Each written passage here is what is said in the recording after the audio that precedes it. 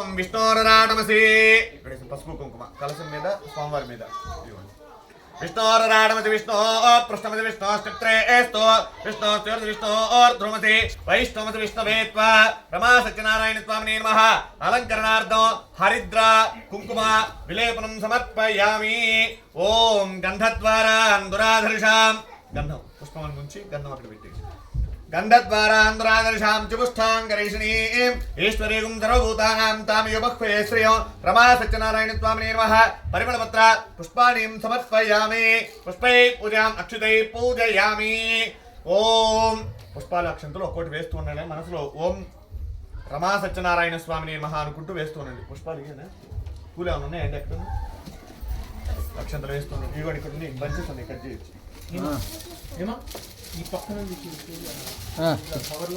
ఓం రమా సత్యనారాయణ స్వామినే నమః కేశవాయ నమః నారాయణాయ నమః మాధవాయ నమః ఓం గోవిందాయ నమః విష్ణువే నమః మధుసూదనాయ నమః త్రివిక్రమాయ నమః వామనాయ నమః ఓం శ్రీధరాయ నమః ఓం ఋషికేశపద్మనాభాయ నమః దామోదరాయ నమః ఓం సంకర్షణాయ నమః ఓం వాసుదేవాయ నమః ప్రద్యుమ్నాయ నమః అనిరుద్ధాయ నమః పురుషోత్తమాయ నమః అధోక్షజాయ నమః నారసింహాయ నమః అచ్యుతాయ నమః జనార్దనాయ నమః ఉపేంద్రాయ నమః శ్రీకృష్ణాయ నమః శ్రీకృష్ణ పరబ్రహ్మణే నమః. ఓం ఓం నారాయణాయ నమః నరాయ నమః ఓం సౌరయ నమః ఓం చక్రపాణే నమః జనార్దనాయ నమః వాసుదేవాయ నమః సరసత్వ అఖిలాత్మనే నమః నిత్యలోకానామంతకాయ నమః వైకుంఠబాలకాయ నమః గరుడవత్సలాయ నమః భక్తవత్సలాయ నమః శేషతల్పాయ నమః శేషాయ నమః లక్ష్మీ వక్షస్థలాలయాయ నమః ఓం నిత్యవన రూపోదే నమః ఓం వైకుంఠపతయే నమః ఓం నిర్గుణాయ నమః ఓం దృకేతరణే నమః పరతత్వాయ నమః పరంధామాయ నమః నిర్గుణాయ నమః గుణాతీతాయ నమః ఓం సర్వాత్మనే నమః ముక్తిదాయకాయ నమః ఓం శ్రీ నమః శ్రీమతే నమః యోగానందాయ నమః త్రివిక్రమాయ నమః ఓం హరయే నమః కోలాహలాయ నమః చక్రిణే నమః విజయాయ నమః జయవర్ధనాయ నమః మంచారణాయ నమః పరమాత్మనే నమః అఘోరాయ నమః ఘోరవిక్రమాయ నమః జ్వలన్ముఖాయ నమః జ్వాలామాలినే నమః జ్వాలాయ నమః ప్రభవే విఠలాక్షాయ నమః సహస్రాక్షాయ దుర్నిరీక్షాయ నమః ప్రతాపనాయ నమః దౌష్ట్ర యుధాయ నమః ప్రాజ్ఞాయ నమః చండకోపాయ నమః సదాశివాయ నమః హిరణ్యగర్భోద్వంసనే దైత్యదానవంజనాయ గుణభద్రాయ నమః మహాభద్రాయ బలభద్రకాయ నమః సుభద్రకాయ నమః కరాళాయ నమః వికారాయ నమః వికార్త్రేణ సర్వగోత్రకాయ సుమారాయణ త్రిలోకాత్రే నమః ఈశాయ నమః సర్వేశ్వరాయ నమః భైరవాడంబరాయ దివ్యాయ నమః అర్చుతాయ నమః కవిమాధవాయ దోక్షాయ అక్షరాయ నమః సర్వాయ నమః వనమాలినే వరప్రదాయ నమః విశ్వంబరాయ నమః అద్భుతాయ నమః భవ్యాయ నమః విష్ణవే నమః పురుషోత్తమాయ నమః అనఘాస్త్రాయ నమః నఖాస్త్రాయ నమః సూర్యోదయమంతురేశ్వరాయ నమః సహస్రవావేన సర్వజ్ఞాయ నమః సర్వసిద్ధే ప్రదాయకాయ నమః వజ్రదౌష్టాయ నమః వజ్రనఖాయ నమః మహానందాయ నమః పరంతమాయ నమః సర్వమంత్రేక రూపాయ నమః సర్వేంద్ర విధారణాయ నమః సర్వతంత్రాత్మకాయ నమః అవ్యక్తాయ నమః సువ్యక్తాయ నమః భక్తవత్సలాయ నమః వైశాఖభూతోత్థాయ నమః శరణాగత వత్సలాయ నమః ఉదారగతే మున్యాత్మనే నమః మహాత్మనే నమః చండవిక్రమాయ నమః వేదత్రయ ప్రబోధ్యాయ నమః భగవతే నమః పరమేశ్వరాయ నమః శ్రీవత్సాంకాయ నమః శ్రీనివాసాయ నమః శ్రీ రమానారాయణ స్వామినే నమః నానావిధ పరిమళపత్ర పుష్పాక్షతాని సమర్పయామి. ధూమ్ ధూమోద్గరాయ నమః ధూమమాగ్రాపయామి.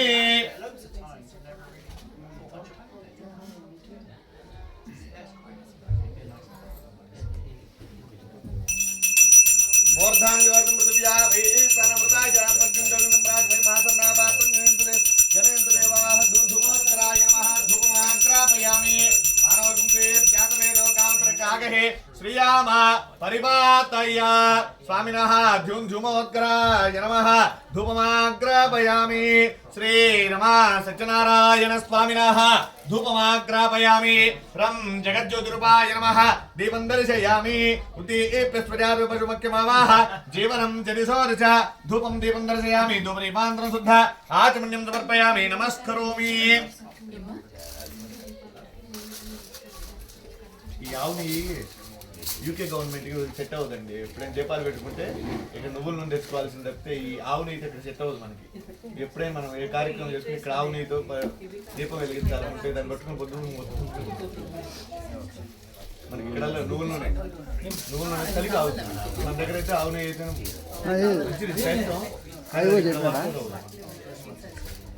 శ్రీ రమా సత్యనారాయణ పరిమళపత్ర పుష్పాక్షదానీం సమర్పయామి. సద్యస్కాల అవసరార్థ ఫలం నివేదయామి. భూర్భవస్వః తత్సవితుర్వరేణ్యం భర్గో దేవసురేమహే ధియో యో న ప్రచోదయాత్. సకామమృతో సర్వదే స్వాహా. రమా సత్యనారాయణ స్వామినే నమః. సద్యస్కాల అవసరార్థ నారికేళ కదలీవర మధుర పరివేద సతీలించండి. ఓం ప్రాణ యస్వాహ, ఓం పవాయ స్వాహ, ఓం ధ్యాయ స్వాహ, ఉదారాయణ బ్రహ్మణే స్వాహ. మధ్యే మధ్యోదకమాన్యం సమర్పయామి. పుత్రాభూషణతో వృక్షాలంబాలు వృక్షాల్ముఖే శుద్ధ ఆచమన్యం సమర్పయామి. నమస్కరోమి. తాంబూలం ముఖే విలైష్యకర్పూరై నాగవల్లేదర ముక్తాచమన్యేన సమాయుక్తం తాంబూలం ప్రతిగృహ్యతాం. శ్రీ రమా సత్యనారాయణ స్వామినే నమః. సువర్ణ దక్షిణ తాంబూల అక్షదానీయం సమర్పయామి. ఆనందమంగళ నీరాజన దీపం. ఏమంటే హార్ట్ పాటలు వచ్చిన వాళ్ళు ఎవరు ఉన్నారా?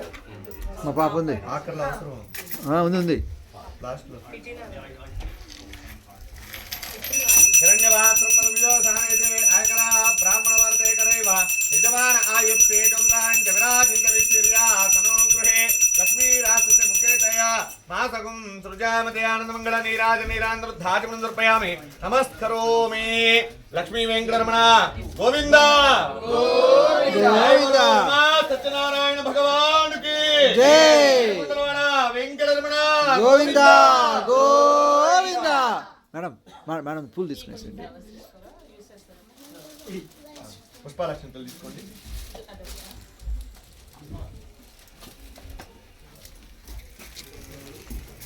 రమా సత్యనారాయణ స్వామినే నమః. తద్విష్ణో పరమం పదకం సదా వసంతి సూరయః దివేవ చక్షురాదనో తద్విప్రాతు పన్నివో చాక్రమాగం సతమిందతే. విష్ణోర్యత్ పరమం పదం పర్యాప్త్య అనంతరాయాయ సర్వస్తోమోతి. రాత్రౌ త్వమహర్భవతి సర్వస్యాప్త్యై సర్వసిద్ధ్యై సర్వమేవ తేన ఆప్నోతి సర్వం జయతి. నారాయణాయ విద్మహే వాసుదేవాయ ధీమహి తన్నో విష్ణు ప్రచోదయాత్. ఓం మహాదేవ్యై చ విద్మహే విష్ణుపత్న్యై చ ధీమహి తన్నో లక్ష్మీ ప్రచోదయాత్. శ్రీ రమా సత్యనారాయణ స్వామినే నమః. దివ్య సువర్ణ మంత్ర పుష్పాక్షదానీం సమర్పయామి. హరి ఓం తత్సత్. పుష్పాలక్షంతలు పట్టుకోండి.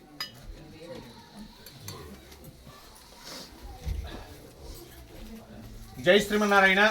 జై జై శ్రీమన్నారాయణ.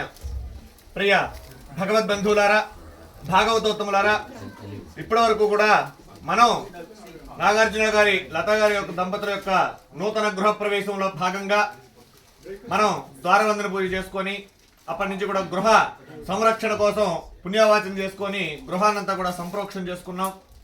దానిలో భాగంగానే విఘ్నేశ్వరుని ఆరాధన, తర్వాత కలశంలో వరుణదేవుని పూజ, వాస్తు పూజ చేసుకొని వాస్తు ఉపసంహరణం చేసుకొని అష్టదిక్పాలకులను, పంచలోక పాలకులను, ఆదిత్యాది నవగ్రహాలను, అలానే కలశంలో వరుణదేవుణ్ణి, రమా సత్యనారాయణ స్వామిని ఆవాహన చేసుకొని తదుపరి వాస్తు గృహ హోమాన్ని నిర్వర్తించుకొని వాస్తు పూర్ణాహుతి పరిపూర్ణత చేసుకున్న తర్వాత మనం ఇప్పుడు వ్రతాన్ని ప్రారంభం చేస్తూ ఉన్నాం. స్వామివారికి పంచామృత అభిషేకం గావించాం. విడిగా మనం చేసేటువంటి కార్యక్రమంలో ఒకసారి కార్యక్రమం చేస్తే అది గణపతి పూజ వరుసగా జరుగుతూ ఉంటుంది వ్రతానికి. అయితే గృహప్రవేశ సమయంలో వాస్తు పూజ అనంతరం మనం హవనం చేసుకోవాలి. వాస్తు పూజ అయిపోయిన తర్వాత మాత్రమే హోమం చేసుకున్న తర్వాత మళ్ళీ స్వామి యొక్క ఆరాధన. అయితే నవగ్రహాలకు వీటికి ఆరాధన చేసేటువంటి సమయంలో వారిని అందరినీ కూడా విడదీయకుండా అందరికి కలిపి చేసిన తర్వాత వాళ్ళ వరకు పరిపూర్ణత చేసి స్వామి యొక్క అర్చన మాత్రం ఆపేసుకుని మనం హోమం చేసుకుంటాం. దీనిలో గృహప్రవేశ సమయంలో మాత్రమే అది. మళ్ళీ విడిగా చేసుకునేటప్పుడు ఎవరికి వాళ్ళకి పరిపూర్ణతగా చేయాలి. అయితే ఈ యొక్క కార్యక్రమం నిర్వర్తిస్తూ ఉన్నాం. మనం ప్రతి ఒక్క దాంట్లో కూడా ఆవాహన చేసుకొని చెప్పుకుంటూ ఉన్నాం. ఒక్కొక్క దేవతారాధన అసలు ఎందుకు చేస్తాం గృహానికంటే, గృహానికి కూడా వచ్చేటువంటి ప్రతి ఒక్కరి కూడా దృష్టి దోషం వ్యాప్తి ఎంతో ఉండదు. చూడగారు అబ్బా బాగుంది అని కనుక అనుకుంటే మనం మంచిగానే అనుకుంటాం, కానీ దృష్టి దోషం అనేటువంటిది ఒకటి ఉంటుంది. ఆ దృష్టి దోషం వలన గృహంలో ఉండేటువంటి వారికి ఇబ్బంది కలగటం కానీ, లేదా గృహప్రవేశ సమయంలో అనేకమైనటువంటి అనివార్యమైన కారణాలు జరగటం కానీ, ఆపదలు జరగటం కానీ ఇలాంటివి సంభవిస్తూ ఉంటాయి. అందుకని ప్రధానమైనటువంటి గృహం ఏదైతే ఉంటుందో ఆ ప్రధానమైనటువంటి ద్వారానికి మనం ద్వారబంధన పూజ చేసుకుంటాం. దానిలో ఆ గడపని మనం లక్ష్మీ స్వరూపంగా భావిస్తాం గడపని. అయితే ఇక్కడ ఏంటంటే మన చాలా అదృష్టం, మరిగా మనకు అతిగా ఉండి ఇక్కడ గడపలు లేకుండా ఉంటాయి కాబట్టి ఆ ఉన్నటువంటి దాన్ని ప్రధానమైనటువంటి ద్వారాన్ని మనం దాన్నే ఆరాధన చేసుకుని లక్ష్మీ ఆవాహన చేసుకొని కూష్మాండ బలి చేస్తాం. కూష్మాండ ప్రమాణం మనం జంతు బలి చేస్తూ ఉంటారు. ఈ మధ్యన ఎక్కువైపోయింది. ఎక్కడ పెడితే అక్కడ అదే పరిహారం చేయటం, అక్కడికి వెళ్ళామండి ఇక్కడికి వెళ్ళామండి వేటలు కోసామని చెబుతారు. కానీ దైవశాస్త్ర పురాణాల్లో సంహితలో దేంట్లో కూడా జీవహింస మహాపాపం, జీవహింస చేయమని దేంట్లో కూడా చెప్పలేదు. ఏ శాస్త్రంలోనూ లేదు, దేంట్లో కూడా లేదు. ఆ జీవహింస మనం తినటం కోసం దానికి దేవుణ్ణి తీసుకొచ్చి ఆస్వాదించి దేవుడి మీద మైసమ్మకు బలి చేసామండి, లేకనా గండి మైసమ్మకి ఇచ్చాం, పోలేరమ్మకి ఇచ్చామని చెప్పి మనం వ్యాప్తి ఇచ్చాం. దాన్ని మనం తినటం కోసం భగవంతుడి మీద నెట్టేసాం ఆ పేరు. కానీ దేంట్లో కూడా ప్రమాణం ఏంటంటే జంతు బలి నరబలికి మించినటువంటిది కూష్మాండ బలి. దానికి ప్రత్యామ్నాయకంగా కూష్మాండం అనగా గుమ్మడికాయ.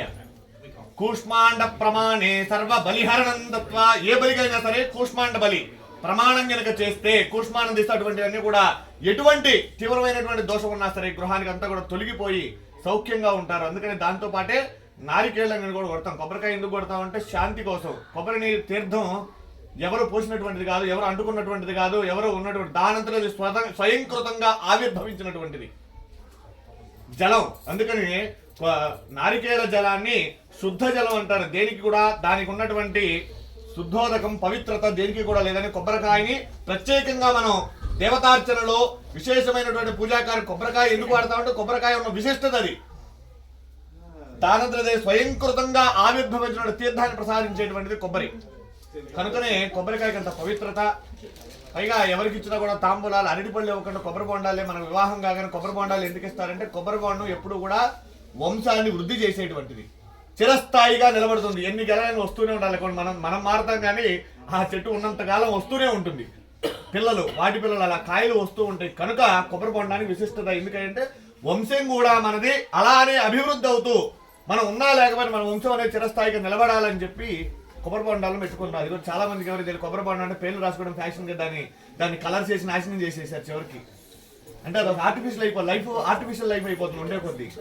ఆ కొబ్బరి బొండ ఎందుకు పెట్టుకున్నాము, అసలు కొబ్బరి బొండ పట్టుకునేటువంటి పరిస్థితి కూడా తెలియనటువంటి పరిస్థితులు మనం బ్రతుకుతూ ఉన్నాం. కనీసం అది గూగుల్లో కొట్టుకొని చదువుదామని కూడా ఉండదు ఎవరికి. మంచిగా డిజైన్ ఏమండి వంకర్లు వచ్చి పేర్లు కొంచెం దీన్ని సరి చేసుకోవాలని అని చెబుతున్నారు. పరిస్థితి అలా అయిపోయింది. అటువంటి కొన్ని మనకు తెలియకుండా మనం చేసేటువంటి క్రతువులో రోజు చేసేటువంటి దాని విశేషమైన ఫలితాలు ఉన్నాయి ఒక్కొక్కటి. అలానే మనం గృహంలో నవధాన్యాలు ఎందుకు చల్లుతామంటే నవధాన్యం ఏ ఇంట్లో అయితే తొలదూకుతూ ఉంటుందో, ఏ ఇంట్లో అయితే నవధాన్యాలు అలా వెంపర్లాడుతూ పడుతూ ఉంటాయో వాళ్ళ ఇంట్లో ఎప్పుడు కూడా ధన కనక వస్తు వాహన భోజనానికి ఎప్పుడు కూడా లోటు ఉండకుండా ఉండాలని చెప్పి అన్నపూర్ణాదేవి ప్రత్యక్ష స్వరూపం ధాన్యం. కనుకనే ధాన్యాన్ని చల్లుకొని వస్తాం మనం. ధాన్యాన్ని వాళ్ళు ఊరకే కాదండి, పెద్దవాళ్ళు చెప్పినట్టు ప్రతి ఒక్క దాంట్లో ఒక్కొక్క అర్థం ఉంది. కానీ మన వాళ్ళు ఏంటంటే నవధాన్యాలు చల్లితే కొంచెం కార్పెట్లు పాడవుతాయి తీసేద్దామండి. అది తీసేయడానికి చల్లుకునేది దాన్ని చల్లేది ఎందుకంటే దాని యొక్క ఏదైతే దాని పాజిటివ్ వైబ్రేషన్ అనేది ఉందో అదంతా కూడా ఇల్లంతా కూడా వ్యాప్తి చెందాలి. వచ్చినటువంటి వారికి కూడా వాళ్ళు కూడా దాని పాజిటివ్ వైబ్రేషన్ అనేది వాళ్ళకి కూడా ఆస్వాదించి వారి మనస్సు కూడా ప్రశాంతంగా మన ఇంట్లో ఉన్నంతసేపు వాళ్ళకి ఎటువంటి ఆలోచన లేకుండా అబ్బా ఈ కార్యక్రమానికి వచ్చే కార్యక్రమంలో మనం కూడా ఏదో ఒకటి చేద్దాం, వారిని ఆశీర్వదిద్దాం నిండు మనస్సుతో అని చెప్పి ఈ కార్యక్రమాన్ని నిర్వర్తిస్తూ ఉంటాం. కనుకనే గృహప్రవేశంలో హోమం చేస్తాం. హోమం చేస్తే ఏదో మనం ఫ్యాషన్ కోసమో హోమం చేయాలి ఎవరో చెప్పారని కాదు. హోమం చేసేది ఎందుకంటే ఆ యొక్క ఏదైతే ద్రవ్యం ఉందో, చాలా మంది ఏం చేస్తారంటే పూజ ద్రవ్యాలు సామాన్య లిస్టు చాలా రాశారండి అంటే దాన్ని కట్ చేస్తూ ఉంటారు. దాన్ని కట్ చేయడం వల్ల మంత్రం కట్ అవుద్ది, పూజ కట్ అవుద్ది, అంతేగాని వేరే ఏమి ఉండదు. అది రాసేది ఎందుకంటే హోమం చేసేది ఎవరికి వచ్చేవి కాదు. అవి హోమం హుతమైపోతుంది. హుతం అనగా మొత్తం కూడా కాలిపోయి బూడిదయ్యేటువంటి దాన్ని హుతం అంటాం. ఆ అగ్నిహోత్రానికి చుట్టూ కూర్చున్నట్టు అగ్నిహోత్రం ఆయన యొక్క భార్య స్వాహాదేవి. ఆమెకు సప్తనాలుకా ధృతే అగ్నిహి, ఆమెకి 7 నాలుకలు ఉంటాయి అగ్నిహోత్రుడికి. స్వాహాదేవి ఆయన యొక్క భార్య. అందుకనే మంత్రానికి మనం ఎక్కడా కూడా వాడడం. స్వాహ అనేటువంటి వాడేది ఒక హవనానికి హోమం చేసినప్పుడు మాత్రమే మనం ఆ స్వాహాకారాలు వాడుతూ ఉంటాం. ఆమె ఎటు నుంచి సప్తనాలుకలలో అగ్నిహోత్రం మనం ఏ పక్క నుంచి చేసినా కూడా ఆమె తీసుకొని ఎవరైతే ఏ దేవతనైతే మనం చెప్పి వేస్తామో వాళ్ళకి ఇదిగో నీకు పలానాడు ఇదిగో మంత్రం చెప్పి ఇదిగో నీకు ఇచ్చారు, నీకు ప్రసాద్ ఇదిగో ఇది నిధి అని చెప్పి ఎవరిది వాళ్ళకి డిస్ట్రిబ్యూట్ చేస్తూ ఉంటారు ఆ సప్తనాలుకలలో. అందుకని హోమగుండానికి ఇటుపక్క నుంచి కూర్చోవచ్చు, చుట్టూ కూర్చోబెట్టి చేశారు. అందుట్లోనూ దాని యొక్క పవిత్రత, మనం వేసేటువంటి ద్రవ్యాలు పూజా ద్రవ్యాలు ఏవైతే అవన్నీ కూడా సుగంధ ద్రవ్యాలు. సుగంధము నుంచి మనకి నవగ్రహ సమిధులు వేసే నవగ్రహ సమిధులు 9 రకాలైనటువంటి సమిధులు సేకరించి అది రావి, మర్రి, మారేడు, నేరేడు, జువ్వి, మామిడి, దర్భ ఇటువంటివన్నీ కూడా ఒక్కొక్క గ్రహం ఒక్కొక్క గ్రహానికి అధిష్టాన దేవత అయినటువంటి సమిధ. ఆ సమిధిని హుతం చేయటం వలన మనకి గనక జన్మజాతకంలో కానీ నక్షత్ర దోషాల్లో కానీ ఏదైనా సరే దోషం గనక ఉన్నట్లయితే, జాతకం సరిగా లేకుండా ఉద్యోగం ఉన్నతమైనటువంటి స్థానం ఎప్పటికీ రాకుండా అలానే ఉండిపోవటము, వ్యాపారంలో అనుకోకుండా అనేక ఇబ్బందులు రావటం అంటే గ్రహస్థితి మార్పులు జరుగుతూ ఉంటాయి.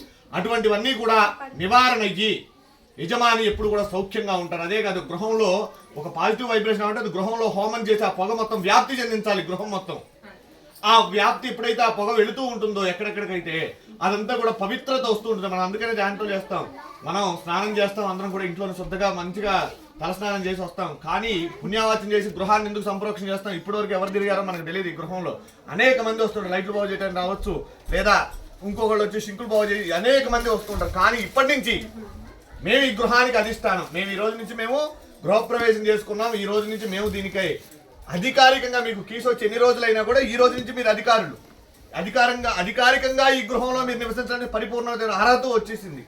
మనం గృహప్రవేశం చేసుకుని హోమం చేసుకుంటే మనకు అర్హత వచ్చింది. ఈ అర్హత వచ్చిన తర్వాత ఏం చేస్తాం? శుభకార్యాన్ని చేయమన్నారు. ఏం చేయమన్నారు? శుభకార్యం అంటే సత్యేశ్వరుని యొక్క వ్రతాన్ని ఆచరించమని చెప్పారు మన పెద్దవాళ్ళు. పురాణాల్లో సత్యేశ్వరుని యొక్క వ్రతం చేస్తే ఆ గృహంలో దాంపత్యమైనటువంటి సంసారికంగా ఉండటానికి పరిపూర్ణమైన అర్హత వచ్చి మనం ఈ యొక్క కార్యక్రమంలో పూర్తిగా అన్వయించడానికి వచ్చినటువంటి అవకాశమే ఈ గృహప్రవేశ సత్యనారాయణ స్వామి వ్రతం. ఇది భగవంతుడు మనకిచ్చినటువంటి సంకల్పం. తన్ మంత్రం బ్రహ్మాదీనంత యద్భవేత్, మంత్రపూర్వకంగా చేసేటువంటి ప్రతి ఒక్క కార్యక్రమం కూడా భగవంతుడు మెచ్చి దానివల్ల ఉన్నటువంటి అనుగ్రహాన్ని పరిపూర్ణంగా యజమానులకు ఇస్తారు. అందుకని పెట్టే చోట పెడుతూ ఉండాలి, వచ్చే చోట తీసుకోవాలని చెప్తారు. ఒక చోట పెట్టాల్సి వచ్చినప్పుడు అది 10, 20, 100 అని ఆలోచించకూడదు, అది వదిలేసేయాలి. వచ్చేటప్పుడు కూడా దాన్ని అలానే తీర్చుకోవాలి. ఈ పూజా కార్యక్రమాలు కానీ ఎవరికైనా అన్నదానం పెట్టేది కూడా 10 మందిని పిలిచి, ఎందుకంటే మీ యొక్క ఆశీర్వాదం వాళ్ళకి ఎప్పుడు ఉండాలని, మీరు తృప్తిగా ఇంట్లో నుంచి వెళ్ళాలని. భోజనాన్ని పెట్టమని కూడా అన్నదానం చేయమని చెప్పింది శాస్త్రం. ఏదో డబ్బులు అయిపో చేసుకోవడానికో ఆస్తులు ఆరిపోవడానికో కాదండి. అన్నదానం చేయటం వలన వాడు సంతృప్తి చెంది ఇంట్లోంచి బయటికి వెళ్తాడు. ఇప్పుడు 4 రకాలైన పదార్థాలు పెట్టి మనం ఎంత డబ్బులు ఇచ్చినా, వాళ్ళకి ఎన్ని గిఫ్ట్లు ఇచ్చినా వాళ్ళు సంతృప్తి పడరు. ఇంకొద్దిగా ఇవ్వచ్చుగా, కొద్దిగా ఇంకా ఉందిగా ఆయన దగ్గర, ఇదే ఇవ్వకపోతే ఏమైంది అనే భావనే ఉంటుంది మనసులో. కానీ భోజనానికి నువ్వు దగ్గరుండి వడ్డించి 2 మెతుకులు కొద్దిగా ఇంకొక 2 గరిటలు ఎగస్ట్రా వేసావు అనుకోండి, కొంచెంగా అధికంగా వేస్తే 2 గంటలు దండం పెడతా చాలండి నా కడుపు. ఎందుకంటే ఆ ఏదైతే ఆహార పదార్థం నువ్వు తీసుకునేది అది సంతృప్తి పడుతుంది. మనస్సు చాలా వికలితమైనటువంటిది, ధనాన్ని ప్రేరేపిస్తూ ఉంటుంది ఎప్పుడు కూడా. అది దేనికి కట్టడవుతుంది అంటే ఆహారానికి మాత్రం కట్టడైపోతుంది. మనసు చెల్లించేస్తుంది. 2 చేతులు బాబు వద్దని కాళ్ళు పట్టుకుంటాడు. ఎందుకంటే వాడు సంతృప్తి చెందుతాడు. వాడి మనసు, తనువు, శరీరం మొత్తం కూడా ఇంటికి వచ్చినటువంటి ఎవరైతే అతిథి ఉంటారో అతిథి సంతృప్తి పడేటువంటిది భోజనం. అందుకనే భోజనం పెట్టమని చెప్తారు. వచ్చినటువంటి వాడిని భోజనం పెట్టి ఇంట్లోంచి ఎందుకు పంపించాలంటే ఇదే కారణం.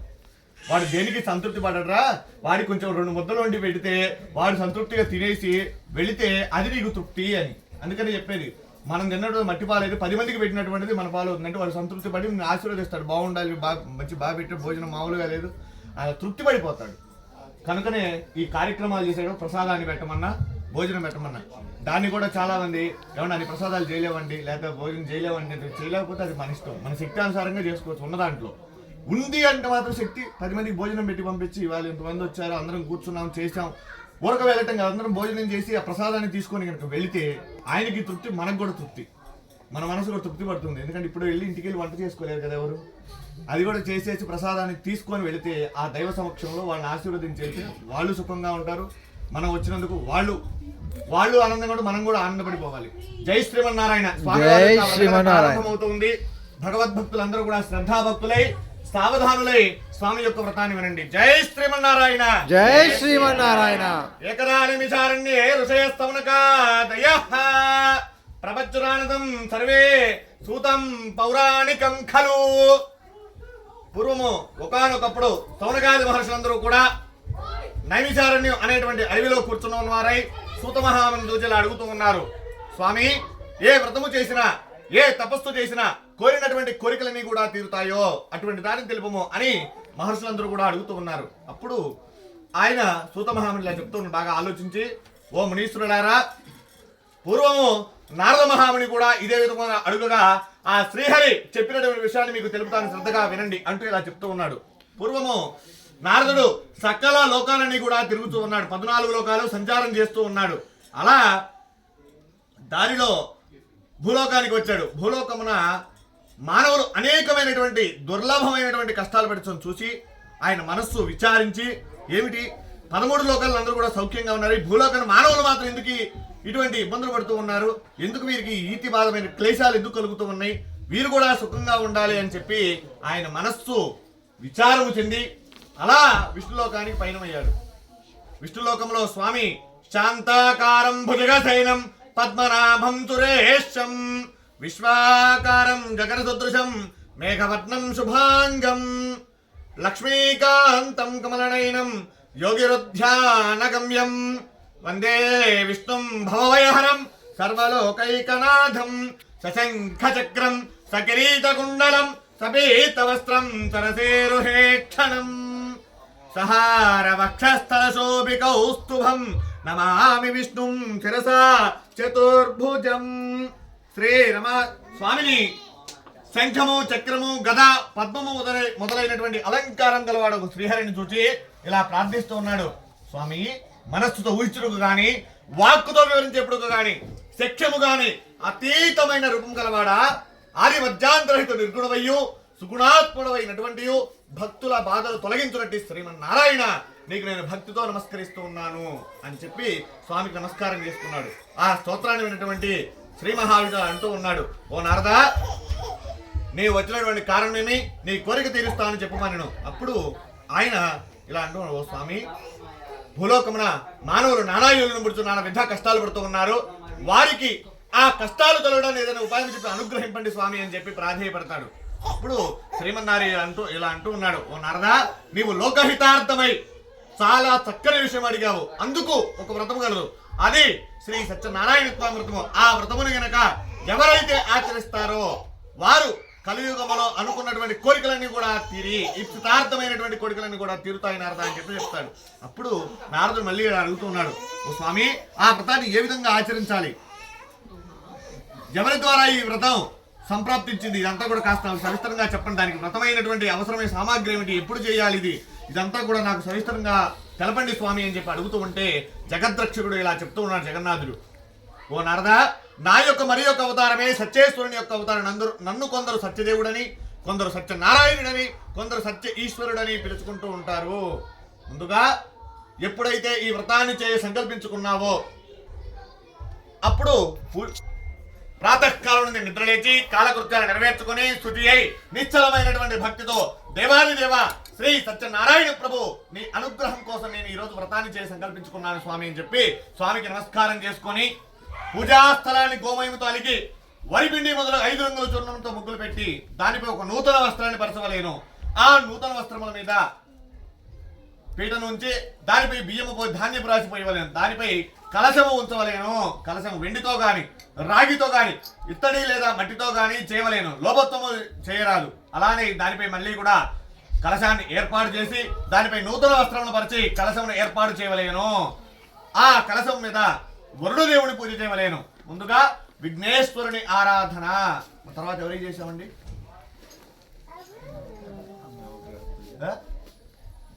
కాదు, గణపతి పూజ తర్వాత ఏం చేసాం? తర్వాత సుదర్శన పంచలోక పాలకులు. పంచలోక పాలకులు 5గురు. ఆ 5గురులో గణపతి, బ్రహ్మ, విష్ణు, మహేశ్వరుడు, గౌరీదేవి.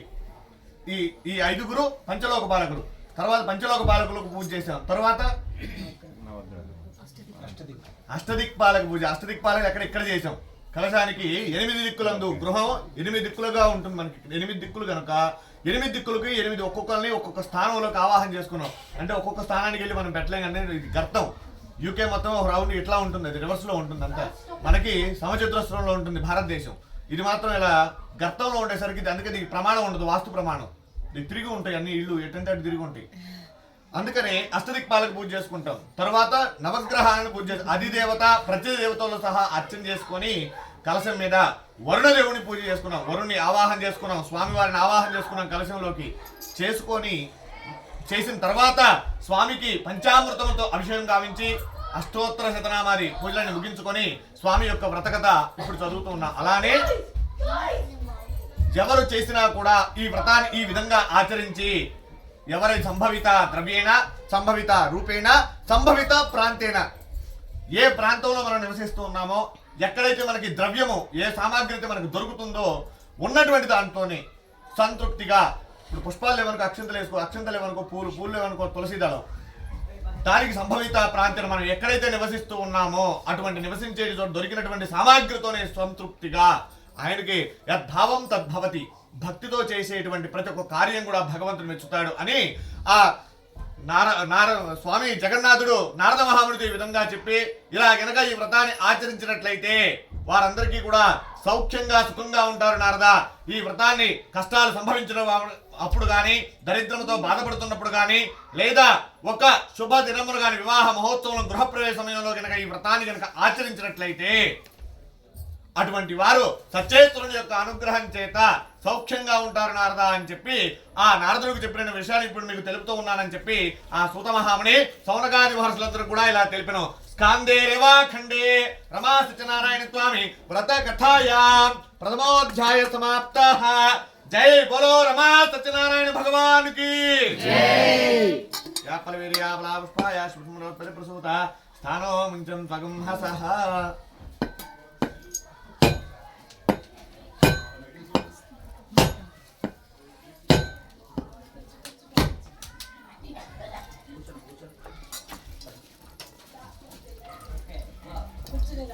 या फलवीर्या फलापुष्पाय पुष्पणे बृहस्पति प्रसूता स्थानो मुञ्चन् त्वगुम्मसः.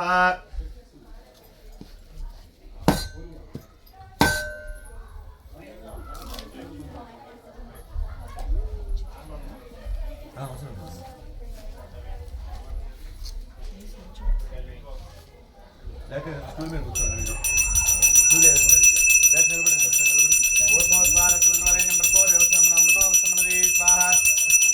సత్యనారాయణ స్వామి మహా ఓం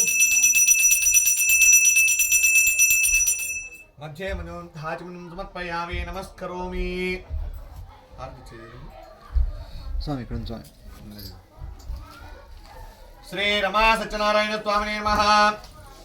ఆనందమంగళ నీరాజన దీపం.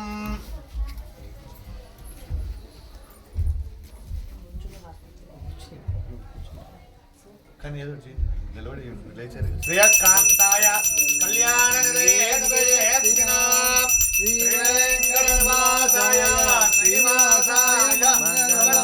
మంగళం కౌసలేంద్రాయ మహనీయ గుణాత్మనే చక్రవర్తి తనూజాయ సార్వభౌమాయ మంగళం.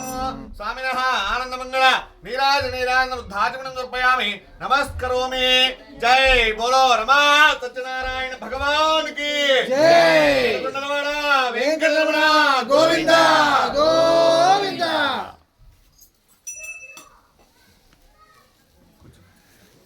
రమా సత్యనారాయణ స్వామి వ్రత కథాయా ద్వితీయోధ్యాయ ప్రారంభ.